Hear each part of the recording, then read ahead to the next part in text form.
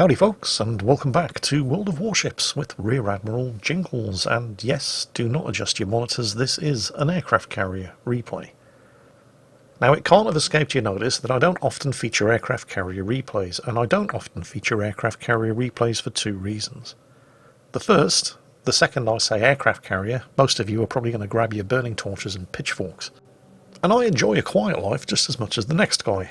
But the other reason is slightly more practical, and that's because the replay UI hasn't really caught up with the changes made to aircraft carriers. So for example, Lockhart here in the British non-premium Tier 8 aircraft carrier, HMS Implacable, is making adjustments to his course on the map screen, and you can't see it. You also can't see the targeting reticle and aiming reticles of the aircraft. So you kind of lose something of the experience when you're watching an aircraft carrier replay. Nevertheless, I thought this battle was good enough that it was worth featuring anyway. And even those of you who don't like aircraft carriers, you might learn a thing or two about how best to, not get ruffle stomped by them by watching somebody who's actually quite good at it play them. As mentioned, Lockhart here is in command of Britain's most advanced aircraft carrier of the Second World War, HMS Implacable. It's often mentioned, and it's actually quite true, that British aircraft carriers of World War II were decidedly inferior in terms of the number of combat aircraft that they could carry than their Japanese and American counterparts. But they carried less aircraft for a very good reason. British carriers like the Implacable class, and like the Illustrious class that preceded them, were armoured and built to withstand impacts from anything up to 1,000-pound bombs. They were as tough as old boots in a way that American and Japanese carriers didn't really need to be. Surprisingly, given the obvious differences between British and American aircraft carriers, the design and construction of both Navy's carriers were driven by the desire to find the solution to the same problem.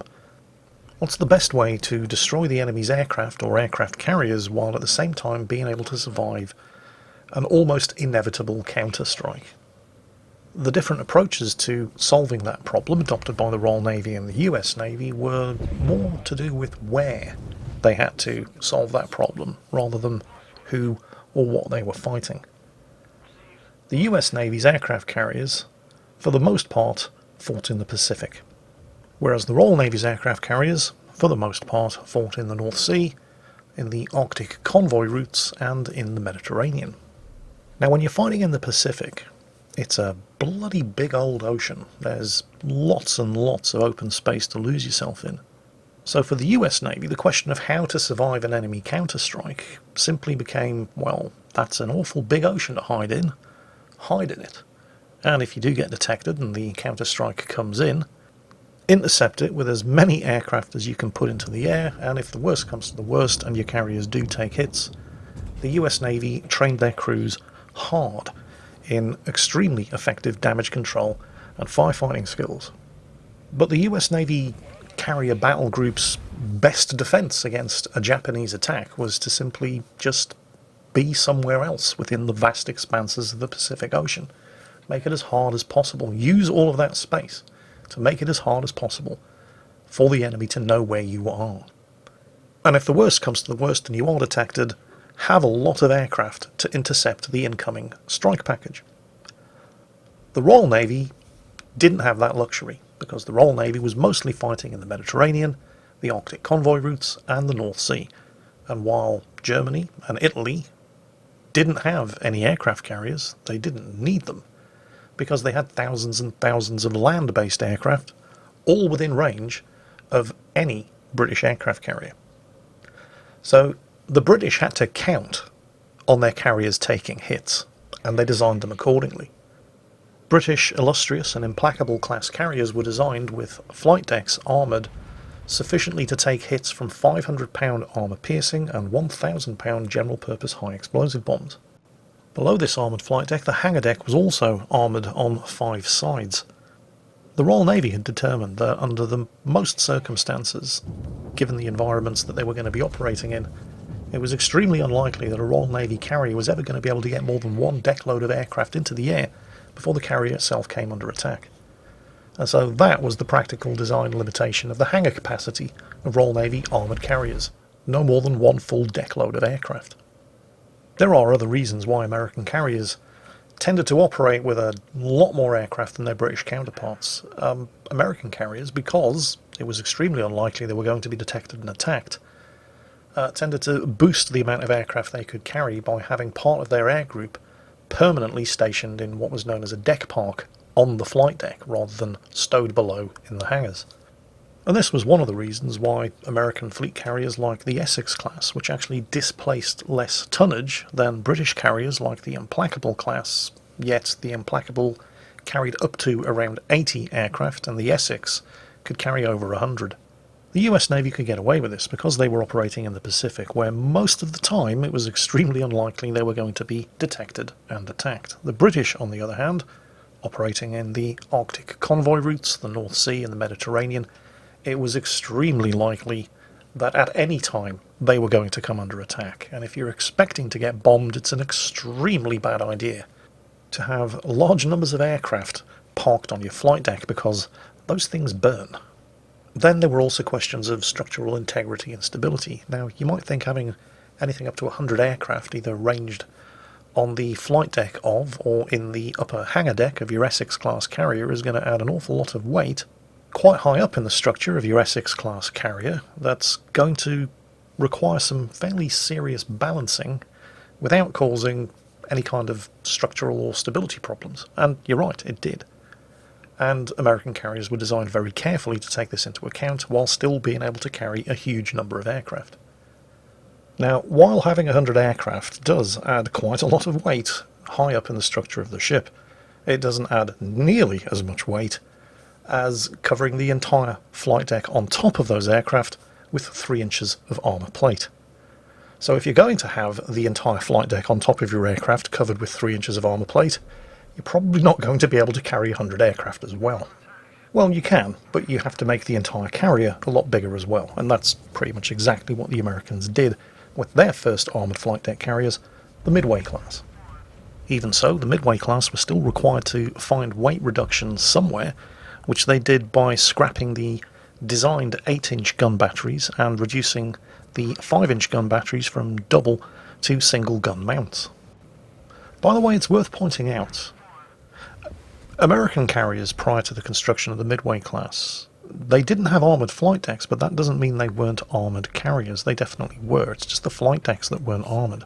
The hangar decks were armoured, which meant that a bomb could penetrate the flight deck and explode in the hangar deck, and would cause a lot of damage, but it would probably not penetrate the hangar deck, therefore keeping the ship's internals intact, so the ship would still be capable of floating and moving, even if the flight deck had been put out of action. And one very important difference between the US Navy and the Imperial Japanese Navy, who both, for the most part, operated aircraft carriers that did not have armoured flight decks, was that the Americans didn't just cross their fingers and hope for the best. And what I mean by that is that despite having the huge expanses of the Pacific Ocean to hide their aircraft carriers in, and despite having lots and lots of fighter aircraft to intercept any incoming airstrikes, and despite surrounding their carriers with escorts packed full of anti-aircraft guns, and later on in the war having the ability to direct the fire of those anti-aircraft guns with radar, and later on in the war still having radar-fused anti-aircraft shells, the Americans didn't just assume that this was all going to be good enough. At some point, what if the shit hits the fan and some of those dive bombers get through? Your flight deck isn't going to stop the bomb. The hangar deck probably will, but you're still going to have bombs going off inside the hangar deck, and the hangar deck is packed with all kinds of things that react very badly to bombs going off near them. The Americans and the British designed their carriers and trained their crew to take this into consideration in a way that the Japanese really kind of didn't. During the Battle of Midway, Japanese aircraft carrier Akagi was struck by at least 5 bombs and suffered so much damage that she had to be scuttled. The Hiryu was hit by 4 1,000-pound bombs, reducing her to a burning wreck and also forcing her to be torpedoed by her own escorts. Kaga also had to be scuttled after being hit by a single 1,000-pound bomb and 3 500-pound bombs. Soryu suffered 3 1,000-pound bomb hits, and they caused so much damage that she was also forced to be sunk by her escorts. Ryujo was sunk during the Battle of the Eastern Solomons after taking 3 1,000-pound bombs and 1 torpedo hit. Shoho was sunk at the Battle of the Coral Sea after taking, well, nobody really knows how many 1,000-pound bomb hits, but a lot. Zuiho was sunk at the Battle of the Leyte Gulf by 1 torpedo and 3 500-pound bombs. And the Zuikako was sunk at the Battle of Cape Engano after being hit by 9 bombs and 7 torpedoes. By contrast, if you look at American carrier losses to aircraft, and not counting kamikaze attacks, we'll talk about those later, just regular dive bomber and torpedo bomber attacks. During the Battle of the Coral Sea, the USS Lexington was hit by 2 torpedoes and 2 bombs dropped by aircraft. Damage control crews went to work, and shortly afterwards the ship was once again able to continue to recover aircraft returning from an earlier strike. However, the Lexington was probably the biggest example of American damage control failure of World War II, because shortly after this, sparks ignited fuel vapours from a cracked and leaking aviation tank that caused a massive explosion deep within the ship. Unfortunately, this explosion also took out the main damage control centre. 2 further equally huge explosions deep inside the ship finally caused the Lexington to sink. But the US Navy didn't just shrug their shoulders and say, oh well, and move on. They learnt their lessons from the loss of the Lexington. They looked at why she sank, because she could have and probably should have been saved. As an example of this, take a look at the story of the Uss Yorktown, the only American carrier to be lost during the Battle of Midway. Yorktown was really unlucky. The Battle of Midway had basically been won, and then the Yorktown got hit by the final strike launched by the Hiryu. As soon as they realised they were under attack, the crew took an auxiliary 800-gallon fuel tank full of aviation gas, which was on the flight deck, and pushed it straight over the side, getting rid of one extremely dangerous fire hazard. They then shut down and drained all of the fuel lines and secured all of the below decks compartments. 3 of the Japanese bombers got through. The first bomb that hit penetrated the flight deck, as well as starting fires on a couple of aircraft that were parked on the flight deck.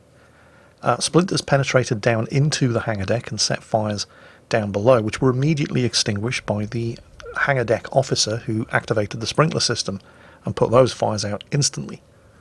The second bomb that hit was a 1 in a million shot. It was like Luke Skywalker dropping a pair of proton torpedoes down the thermal exhaust port of the Death Star straight into the central reactor. This bomb penetrated the flight deck, went into the downtake of the funnels and dropped straight into the main boiler rooms, neatly bypassing all of the hangar deck armour and detonating right in the bowels of the ship. Of the Yorktown's boilers, only 1 remained operational, with the crew staying at their posts and supplying just enough steam pressure to keep the ship's auxiliary steam systems operational. The third bomb penetrated the side of the number 1 elevator and exploded on foredeck, starting the fire in the rag storage space right next to the forward gasoline stowage and the forward magazines. However, because the crew had already taken the precaution of smothering the gasoline system with carbon dioxide, no catastrophic explosion took place. A few hours later, thanks to the stokers who'd stayed at their positions at the number 1 boiler, they'd managed to clear the stack gas from the other fire rooms, and by bleeding steam from number 1 to the other 5 boilers, they'd managed to jump-start them, and the chief engineer reported to the captain that the ship was ready to make speed at 20 knots. With all but 1 of the fires extinguished and the 1 remaining fire under control, the ship began refuelling aircraft, and it was at this point that another air attack developed. Once again, the flight deck crews ceased all refuelling, drained down the fuel lines, and any aircraft that were capable of getting airborne were launched.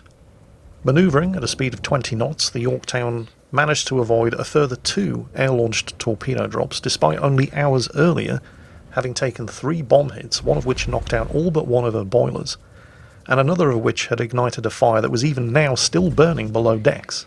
But she continued to manoeuvre, she continued to fight, but was eventually hit by 2 further torpedoes, which killed all electrical power and steam pressure throughout the ship, jammed the rudder, and left her dead in the water with a pronounced list.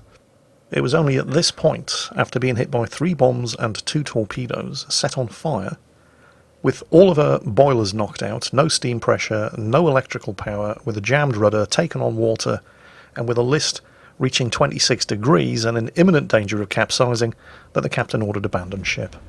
And so that was the end of the Yorktown.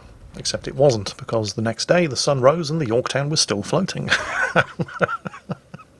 So they thought, well, let's get a salvage crew on board and save her. Which they did, or they would have, if it hadn't been for Japanese submarine I-168, which was lurking in the area. Couldn't believe the target that they'd found, and finished her off with her torpedoes, sinking the destroyer Hammond in the process. The USS Hornet was hit by 2 torpedoes during an air attack off the Battle of the Santa Cruz Islands, but this didn't sink the ship. Damage control crews managed to restore electrical power, stop the flooding, and the ship was taken under tow when a second air attack developed. 8 of the 9 attacking torpedo bombers were shot down, but the final aircraft did manage to get its torpedo away. Again, knocked out electrical power and caused further flooding. Even at this point, the ship might have still been saved, but Japanese surface forces were closing in, and the Northampton couldn't tow the Hornet any faster than 5 knots, which clearly wasn't going to be enough. So she was ordered to be scuttled, and was in fact eventually finished off by 4 long-lance torpedoes fired by Japanese destroyers. USS Hornet was the last American fleet carrier ever to be sunk by enemy fire. She wasn't the last one to be hit by enemy fire, but she was the last one to be sunk, although the light carrier USS Princeton and a couple of other escort carriers would still be lost, but no further fleet carriers. They would be hit, and they'd often be hit with the kind of firepower that would routinely send a Japanese carrier to the bottom, but none of them were lost.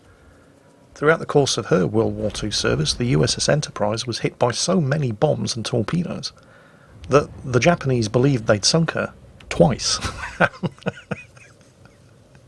And yet they never did. So what was the difference? It certainly wasn't armoured flight decks. Neither the Japanese nor the Americans were building carriers with armoured flight decks, at least in the case of America, not until the construction of the Midway class. And yet Japanese carriers were getting hit by 3 or 4 bombs and immediately burning and capsizing and sinking, or taking so much damage that they were forced to be scuttled by their own crew. But American carriers just kept going. The Americans weren't building their carriers any tougher than the Japanese were. They certainly weren't building them with armoured flight decks like the British, so what was the secret? Well, it came down to the training. Unlike in the Imperial Japanese Navy, where only certain members of the crew were trained in firefighting and damage control, everybody in the US Navy, as in the Royal Navy, particularly after the loss of the Lexington, which could have and should have been avoided, started taking damage control and firefighting seriously. The British, the Royal Navy, of course, had a very good tradition of damage control and firefighting expertise, not just in their aircraft carriers, but throughout the whole fleet. But specifically our aircraft carriers, because we were operating them in areas like the Mediterranean Sea, the North Atlantic Arctic convoy routes, and the North Sea, areas where it was impossible to hide them. They were going to be found, they were going to be attacked. So you had to plan on a British carrier being able to take a couple of hits and still continue to float, move, and fight. And if that meant that we had to put up with a reduced-sized air wing, well, a reduced-sized air wing is better than no air wing at all, because your carrier's been sunk. And in fact, if you look at the list of British aircraft carriers of all types, not just fleet carriers, but if you also include light carriers and even poxy little escort carriers, the list of all British aircraft carriers lost during World War II to air attack is Hms Hermes, and that's it. Hermes was lost for 2 reasons. The first was rank stupidity. She was at sea with a single escort, the destroyer HMAS Vampire. The second reason is because Hermes and Vampire were attacked by 85 Japanese dive bombers escorted by 9 Zeros, and Hermes was eventually sunk after sustaining 40 hits. No further British aircraft carriers were lost to air attack during the entire course of World War II.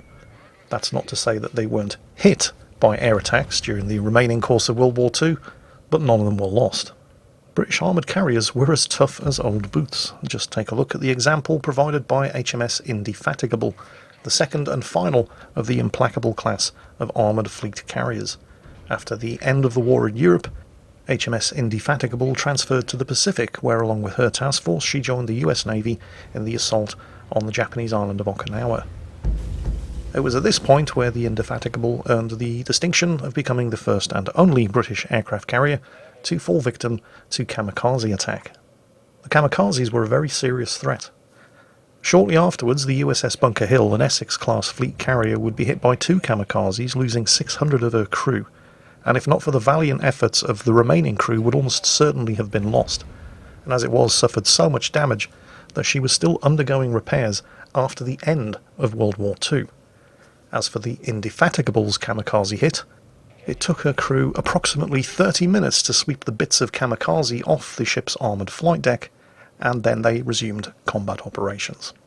That's it for today's video. Slightly heavier on the history and lighter on the play-by-play commentary than you're used to, but I'm sure most of you probably won't complain too much. Hope you enjoyed it, and as always, take care, and I'll catch you next time.